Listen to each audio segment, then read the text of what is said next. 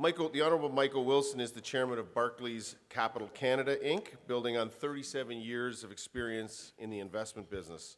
Previously, Ambassador Wilson was Canada's 22nd ambassador to the United States of America from March 13, 2006 to October 9, 2009. Prior to taking up that position, Mr. Wilson was chairman of UBS Canada, an operating division of UBS AG. And before joining UBS, Mr. Wilson was responsible for RBC's Financial Group's institutional asset management business and also served as vice chairman of RBC Dominion Securities. In Mr. Wilson's political career, he was elected to the House of Commons in 1979. In September 1984, he was appointed Minister of Finance. In 1991, he became Minister of Industry, Science and Technology and Minister for International Trade. During his tenure as a member of Cabinet, Mr. Wilson was responsible for the NAFTA negotiations and represented Canada at the G7, IMF, World Bank, the OECD, the GATT negotiations, and other international meetings. Prior to his career in public life, Mr. Wilson's career was in investment banking with various responsibilities in corporate, government, and international finance. He was also director of a number of companies, including BP, PLC, and Manulife Financial. He is currently the Chancellor of the University of Toronto and chairs the Governing Council of the Canadian Institutes of Health Research and the Mental Health Commission of Canada. He is active in numerous professional and community organizations and has received a number of awards for his efforts. Please join me in welcoming the Honorable Michael Wilson, PC.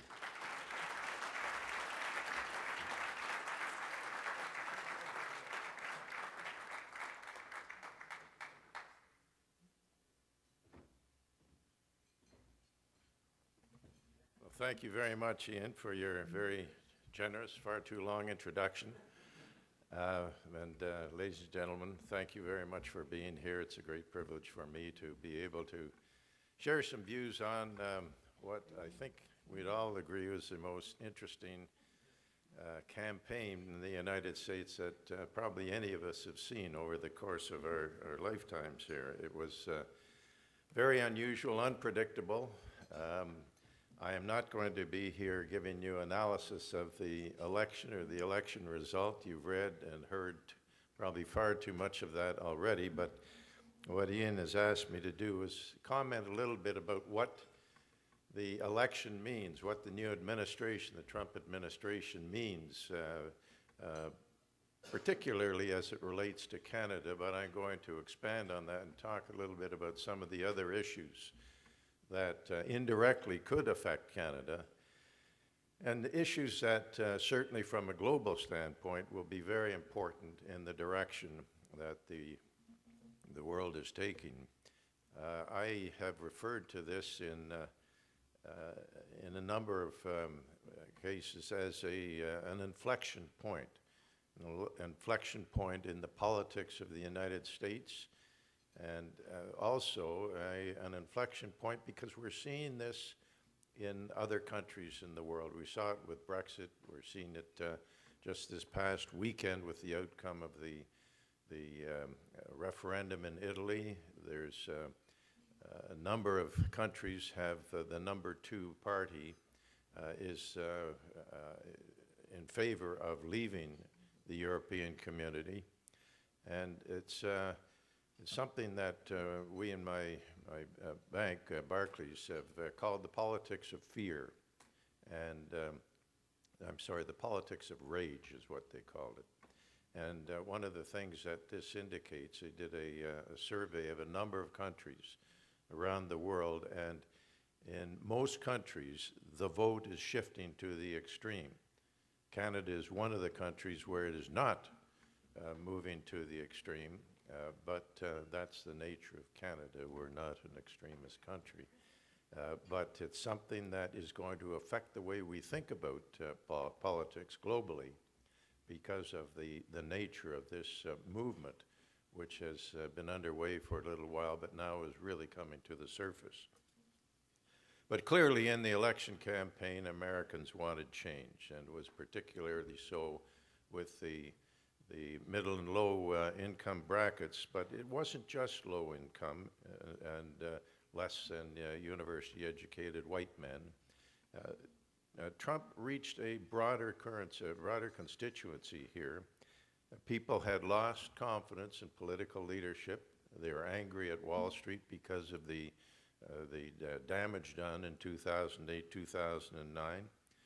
Elites, people were raging against the elites in the country. Real disposable income has been flat for about 8 years now.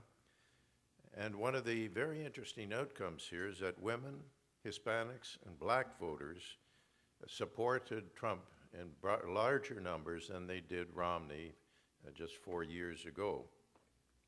I think the fundamental thing here is they saw him as the person who would be able to shake the system up. They looked at Hillary Clinton and said, she has been in the system for 30, 35 years, so there's no way that she was going to shake the system up, and that's what they wanted to happen. That's the change that they wanted to have. Many have been, I think, offended, certainly in this country, people that I've talked to have been offended by some of the aggressive and distasteful ways that Trump was campaigning. But the people in the United States were prepared to overlook that because of this overriding requirement for change that they had placed in the election. And they wanted him as the candidate who would bring that change about. And in his words, they wanted him to be there to make America great again. And that's his mandate. He said he's promised to do a number of things. He's going to build a wall, rip up NAFTA, high trade tariffs with the Chinese and the Mexicans, send back Muslims and illegal Mexican immigrants, rethink NATO and UN, and make allies pay for military support from the United States and so on. So there's a lot of things out there, but what I'd say to you is that if he doesn't make America great again, or to put it bluntly, if he doesn't see a larger number of jobs being created in Ohio and Pennsylvania and Michigan and Wisconsin, then he is going to be a failed candidate from their standpoint. That's what he has to do to make America great again, and that's the override that I think will guide him in the critical decisions that he is going to make, because there are a number of conflicting statements that he has made, but it's that override which will decide which way he will go in deciding which of those sides of the conflict he will favor. So how does this affect Canada? Now, again, the overriding driver of making America great is important here. But in targeting NAFTA, he's targeting Mexico. He has no real concerns about Canada. There have been no statements of what he would do in a negative way towards Canada. But our concern should be the unintended consequences of some of the actions that he might take against Mexico, particularly in the NAFTA agreement. So that's our area of greatest concern. The other thing that, and I'll expand on that in a minute, but the other thing that I think is important, this man is a negotiator. He does deals.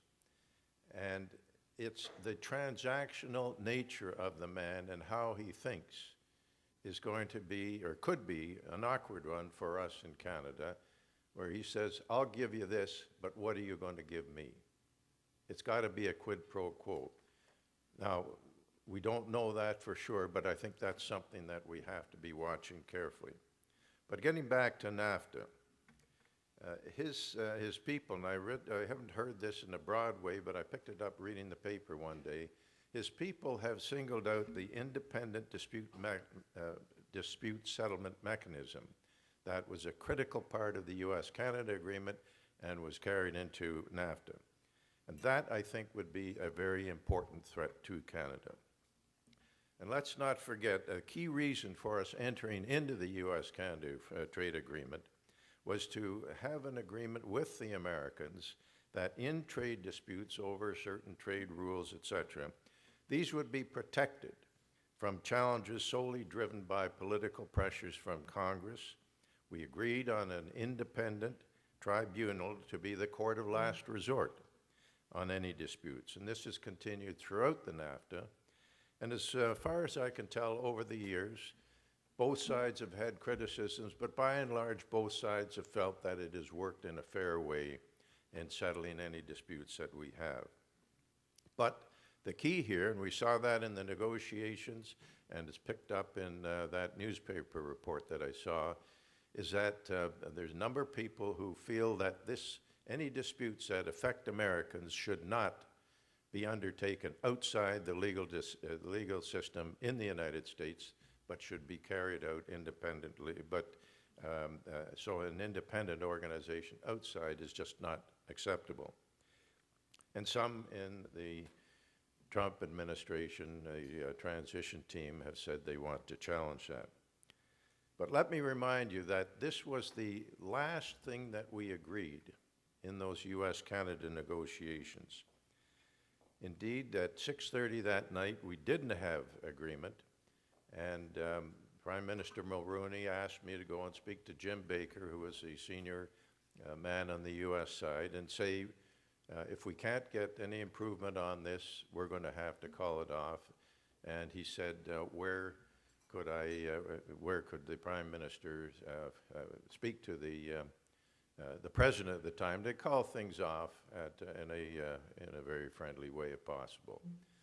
Well, the amusing thing on that was Baker looked at his watch and he said, well, it's 8:15, Mike. Saturday night, this is when the President watches a movie. Can't disturb him now. So we went back to the table, and at 20 minutes to midnight, we got agreement. And without that, we wouldn't have had a trade agreement today. So that's the key issue to watch. Now, other points of contention with the United States are the 2006 softwood lumber agreement that is now coming to a conclusion. That I'm concerned about. I think that we're going to have a hard fight here. This is very, very political in the United States, and it also it's all around the whole question of jobs. Where should the jobs be in the southwest United States, southeastern United States, northwest of the United States, or in Canada? Well, you know the answer to that. But a big risk here would be if we had to open up the whole NAFTA agreement. Once an agreement gets opened up like that, you never know where it's going to end because political pressures just come in from all over the place, from all three of the countries. Now, we had a challenge back in 1993-94. We'd agreed on the NAFTA. Then the Clinton administration came in. They were against NAFTA, and what we had to do there was develop two side agreements on labor and the environment to give him the political cover to agree to the negotiation, and the rest is history. So we may have to find some of those side agreements in order to get past this hurdle that we're facing right now. Now, for Canada, climate change is going to be another area where the Trump administration, they've said they disagree with the Paris Accord of last November, but there are signs of him softening on that position in recent statements. But this is important to Canada, and we're seeing it right now with the discussions going on with the provinces. If we move too far ahead on our commitments to under the Paris Accord, we may get ahead of the United States, and that could put our industry at a disadvantage to the United States. So something to watch carefully as things evolve under that agreement. A piece of good news is that the Keystone XL pipeline is likely to go ahead. I think the President-elect would see this as a major infrastructure project financed totally by the private sector and also contributing to an objective that he has of having regional energy independence. So that I think is likely to go the direction that he's signaled already. But an overriding positive here, and I'll come back to this a little bit later, is a stated objective of reducing the regulatory burden of government.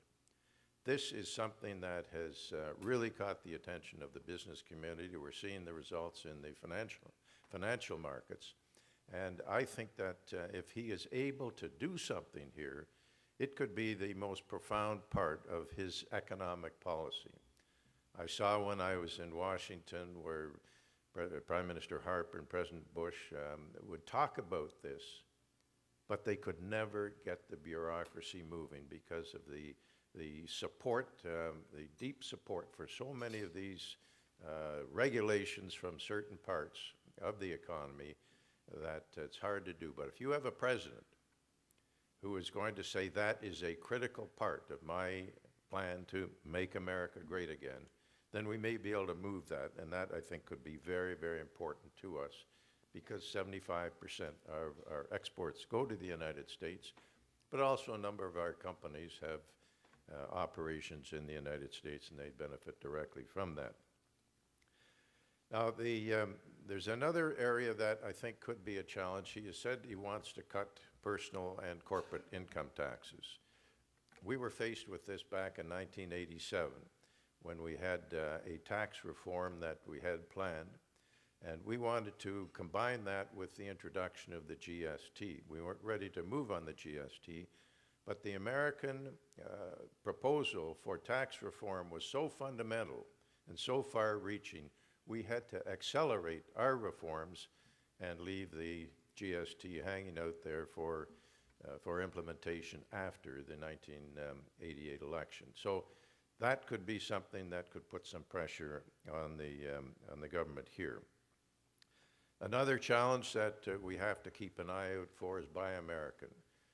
If there's going to be a major infrastructure program financed primarily by the federal government, I think you can expect that there will be a lot of attempts in Congress in particular to introduce a Buy American policy, and that would be damaging for us as a lost opportunity for an important economic proposal by the government, by the U.S. government.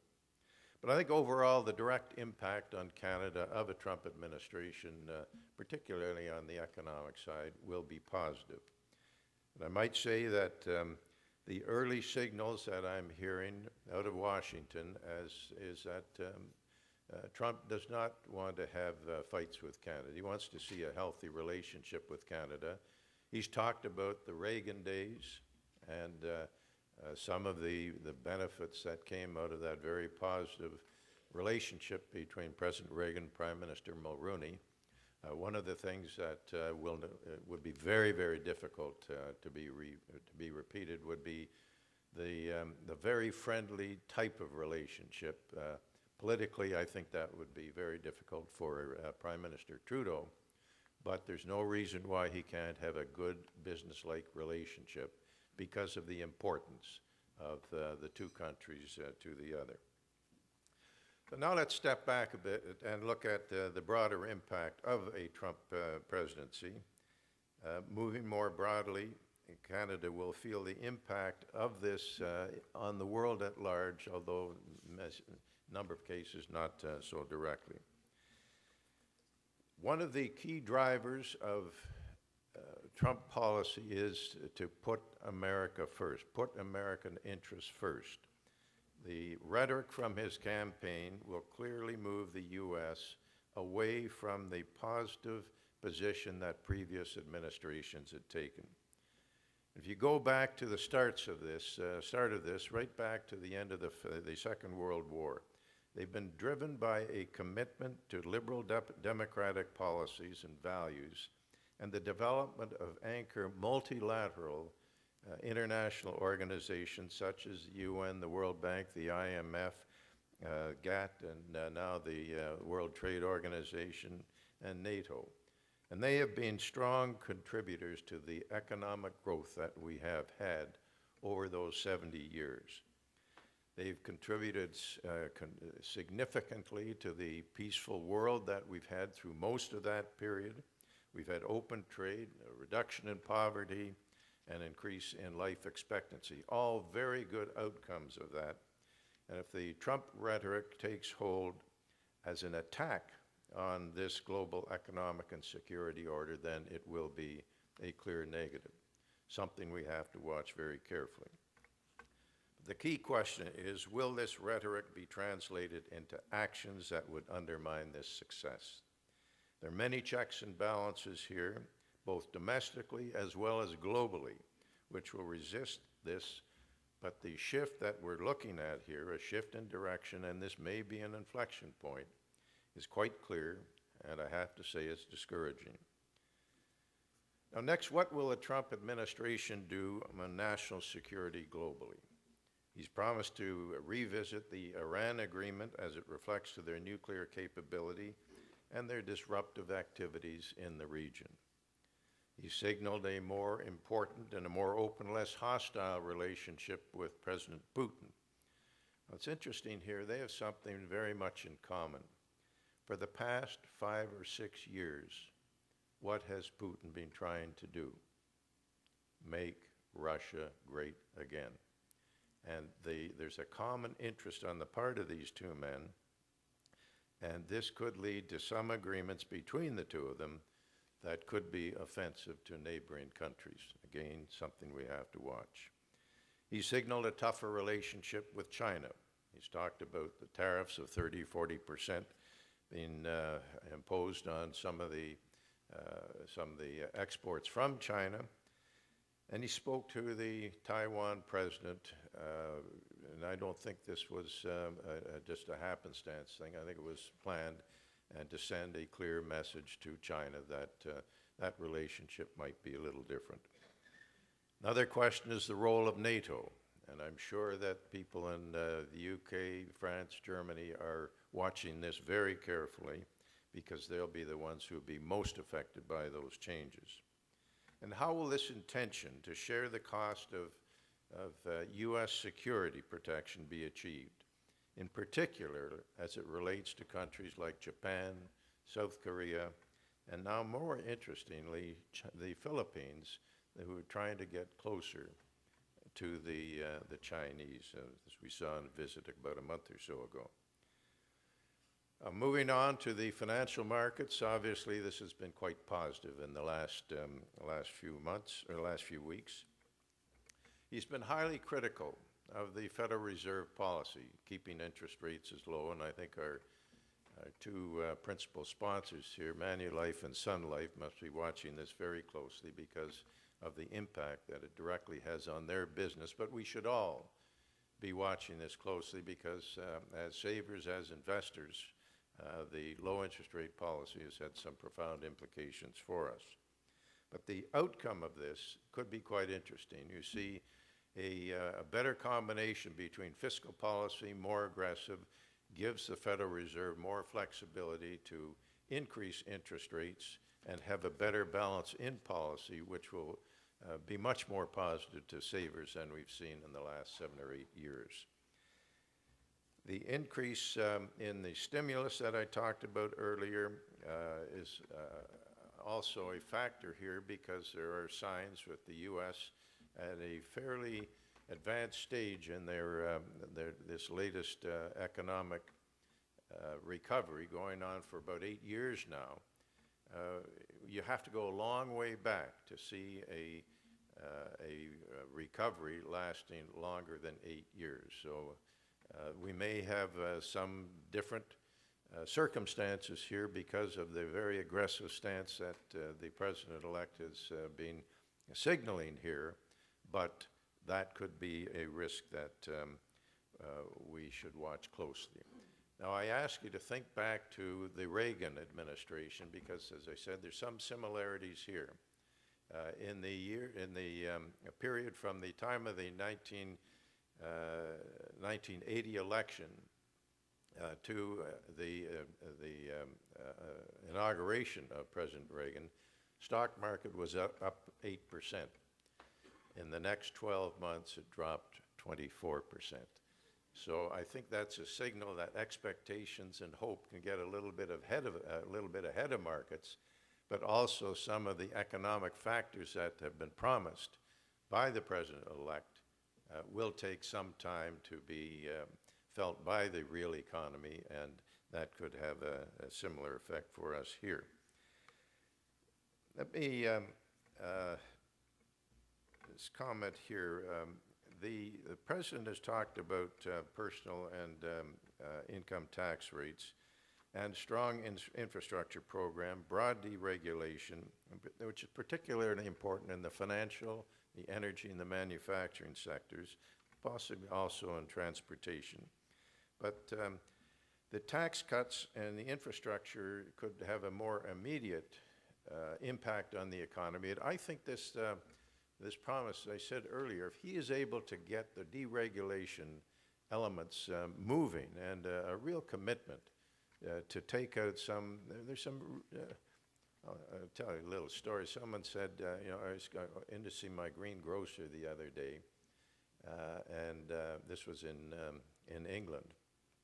And the greengrocer started talking about Brussels. He said, the Brussels tell me what shape of the banana I'm able to sell in my little greengrocer shop here. That's just a silly little example of how overboard regulation has come, not just in the European community, but in the US and in Canada. But the impact of that, if the president is able to get some of this unwound, it could be very, very profound and even more important than the economic impact of the tax cuts and the infrastructure program that are getting more attention from the media these days. As I said earlier, there are many conflicts on the statements that he has made over the past year. And I think when we get puzzled by what he said there and what he said here and the conflict that represents, that's where this broad mandate that I talked about right at the start of my remarks, make America great again, that is going to be the driver. What's going to be the outcome that will create more jobs and get people who have voted for him continue to support him in years to come. Now, a lot at you here. There's many, many implications of the Trump presidency for the U.S., for the U.S. domestically, for Canada, and for the world. And Americans have voted for a change, and they want to see a change. We do appear to be at an inflection point here, particularly in the U.S. political scene, but also more broadly as it affects both the United States and Europe. But a word of caution here. Trump's rhetoric appears to be stronger than the reality. There are checks and balances in the U.S. political system, but also globally. And having control of both the House of Representatives and the Senate does not translate into a free ride. Neither of those bodies is a monolith. Certainly it's a help, but it's not an opportunity for a free ride. But there's a good thing here. Donald Trump has indicated in these first few weeks a desire to talk to people in Congress and to talk to people in Congress on both sides of the aisle. One of the things that I found when anytime I go down to Washington is that President Obama has not done that or has not been able to do that effectively. That is a critical observation most people would make about the Obama presidency as it relates to the decision making that has to happen to involve both the executive branch as well as the legislative branch. Trump could be very, very effective on this. The other thing that I'd say is that Trump prides himself as being a great negotiator. He is likely to take the tough line right at the start and give you the sense that it's very, very difficult to reach a conclusion on this, but then he wants to negotiate, and he's a fellow who he wants to win, but he also wants to see progress. So I can see that there's going to be some scary elements here as he tries to push down one track that he's promised. But in the end, he's willing to take, as they say, a little water in his wine and come up with something that might be quite effective. So we find ourselves now with a good deal of uncertainty. The directions are clearly different from what we've been used to, and sometimes those directions are a little scary. But there's no need to panic. But we should watch his actions very carefully. Actions speak louder than words. And I think as we move forward here, we're going to see a very interesting set of progress that could be very helpful for us here in Canada, but also more important globally.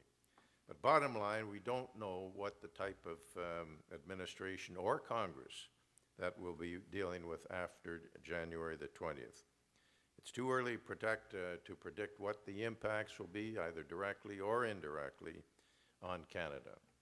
But it will be quite an interesting time for 4 years, for the next 4 years, and we will undoubtedly have to adjust to a very different United States than what we have known in the past 70 years.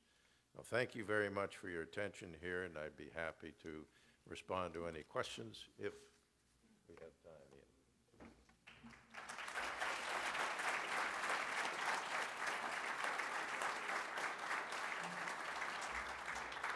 I'm going to maybe just start with one. I sent you an article yesterday. It was by Colin Robertson, who you know well, and it was called "Trump Wants to Renegotiate NAFTA, Bring It On." And so that was, and the thesis of it was, we've got things that we would like to negotiate as well. Maybe just talk a little bit about whether whether you think that Donald Trump, in wanting to negotiate deals, actually allows us to put some things. I think one of the things he mentioned is putting supply board management for dairy on the table in order to get some resolution on some of those other issues. Is that an opportunity for Canada? Well, I think it's an opportunity, but also, as I said in my remarks earlier, it is a risk as well, because once you get started down that road, the whole agreement comes into play. And supply management, it's in the agreement right now, but we have a derogation. We're saying we're not going to comply with that. The United States have said that there are a bunch of things that they're not going to comply with, as Mexico. So once you open it up as an agreement, then the risks are quite great. There are opportunities. We have things that we'd love to get from the Americans, and they've got things they want to get from us. But I guess I go back to that basic comment that I made, that let's not open up the agreement, but over here, let's have the discussion and try to contain it in a side agreement so that we don't have a huge period of uncertainty where we really wouldn't know what the final outcome would be. This agreement, in spite of the rhetoric that we've heard from the president, has served us well, it's served the Americans well, and it's served the Mexicans well. There may be ways to improve, and I can think of some, and I'm sure everybody can think of some. But if we can do it outside the agreement, I think we'll be better served. Just before I open it up, one of the things is your time as ambassador to the United States, the border, especially along in southwestern Ontario, we're so dependent, interlinked with the supply chain and movement of not only goods but people. What can business do to work along to take advantage of maybe the goodwill that Trump has towards Canada, but utilizing both American and Canadian politicians and business to make those connections real, about how important the business connections are? Well, there's a number of things come to mind there. There's no question that the border management is critically important. I arrived down there in 2006, 5 years after 9/11, and the searing impact of 9/11 was still being felt, and I saw it right from a front row seat with Homeland Security and the Border Protection people. This is something that we have to keep in mind on an ongoing basis. Prime Minister Harper and President Obama had an agreement on border management in, I think it was February 2011, and that has resulted in a number of improvements. One of the things that we have been doing very closely with the United States is cross-border collaboration, and a number of elements of that. One of those was, I can't quite remember the term, but we had local police, local border management people on both sides serving on a joint committee.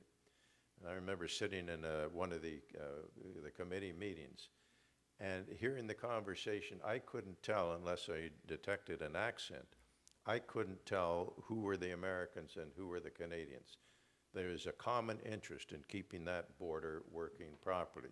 But when you have the shock of a 9/11, it throws that all out of whack, and some very negative things can develop from that.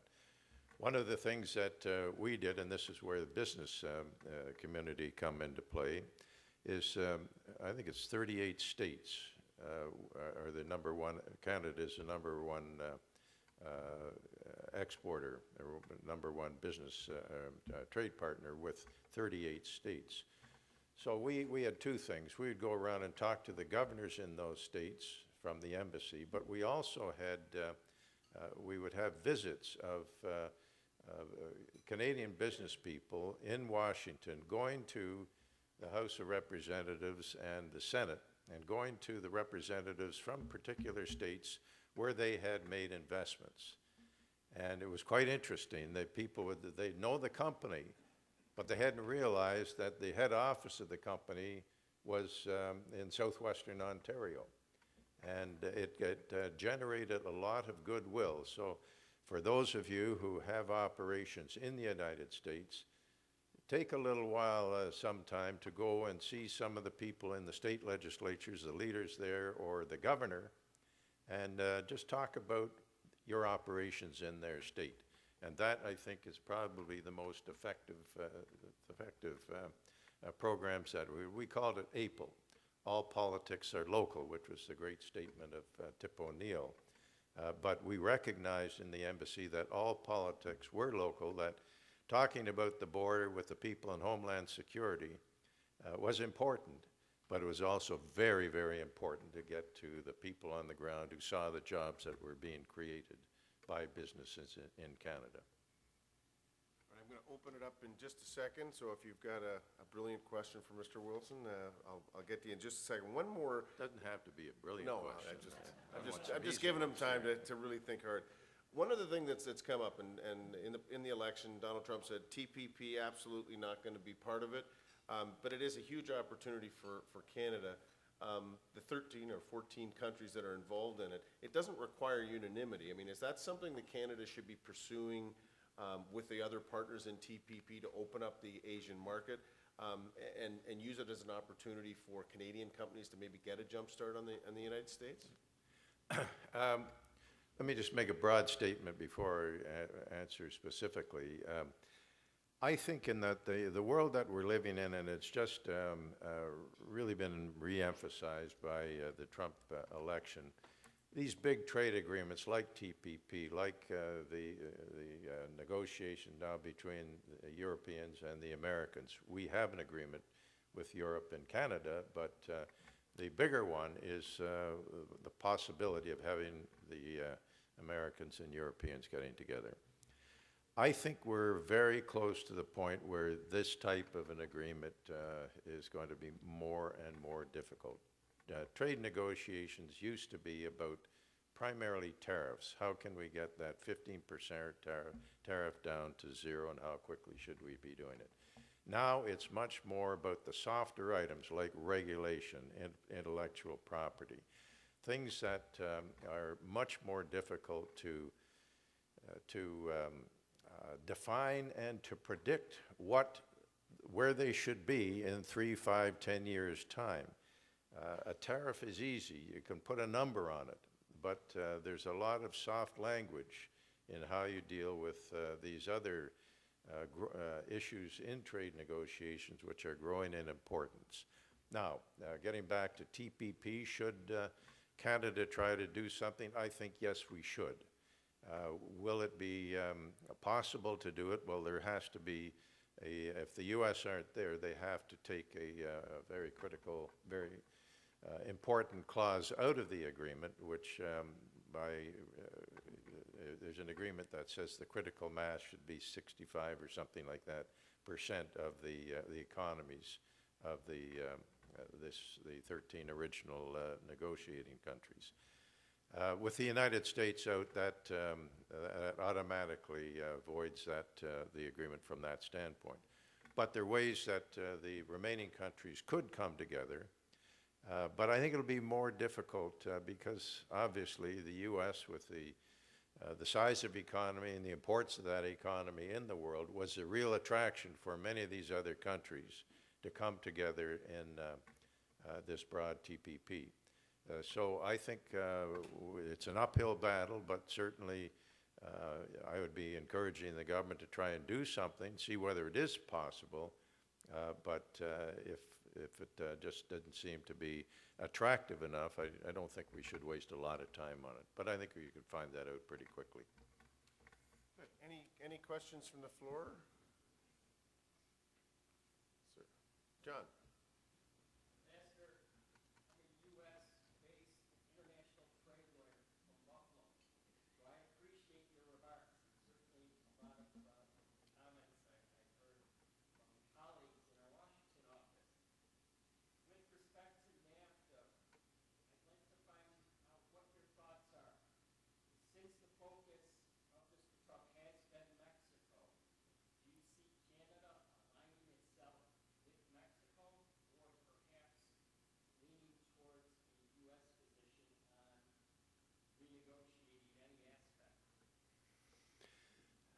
There's not an easy answer to that question. There are areas that we might be well aligned with the Mexicans. There may be issues that we have and that they have that we are basically observers. I'll give you one example, trucking. Trucking in Mexico it's been a horror story since the start of the negotiation, and you can see that if you go down to any of the main border points, the backup of trucks. We don't have that problem.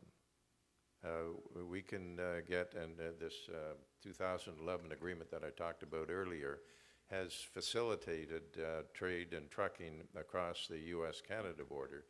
So it'd be difficult for us to have it much influence on that. We could say in a general sense, yes, we're supportive of this, but here's the other really tricky part that I mentioned right at the start is that this man thinks in a transactional way. So we've got to be careful that we don't get trapped into that transactional thinking that might put us in a position where if we ask for something, we've got to be prepared to give up something. So that's a little bit of an answer to your question. I say standing back,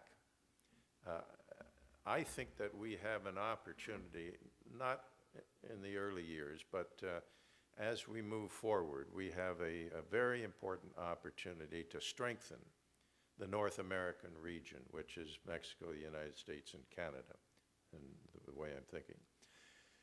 If you look at those three countries, the demographics, the degree of innovation, the degree of manufacturing sophistication and skills and technology, there's just, I could give you a long, I should make a speech on it sometime, I think, but it's, there's some very important things. One person said to me quite recently, he said, the center of innovation in the world today is in North America. We have stability, both political and in a national security sense. A little less so in Mexico, but that's becoming under better control. We have good education systems in two of our countries and growing better. There's some very good universities in Mexico now. So there's just so many positives about the North American region that we should be trying to engage both the Americans and the Mexicans in trying to think of ourselves as a region. Europe thinks about themselves as a region.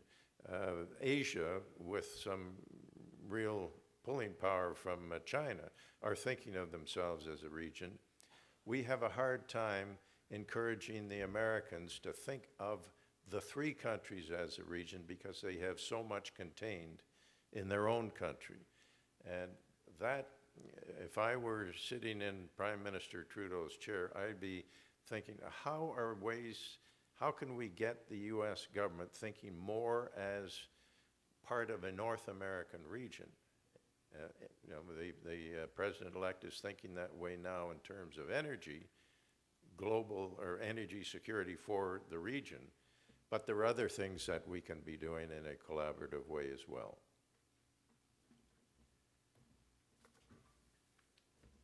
Well, that's all the, Yeah, that's a nice blue bow. nice blue bow there. It goes with your suit. I want to thank, on behalf of the group here today, present you with this book. It's called County Roots Global Reach. It's a book that our chamber put together. It's got over 50 companies and industries and municipalities represented. It really gives a flavor of Waterloo Region. I hope you'll enjoy that. And thank you very much for joining us today. Thank you.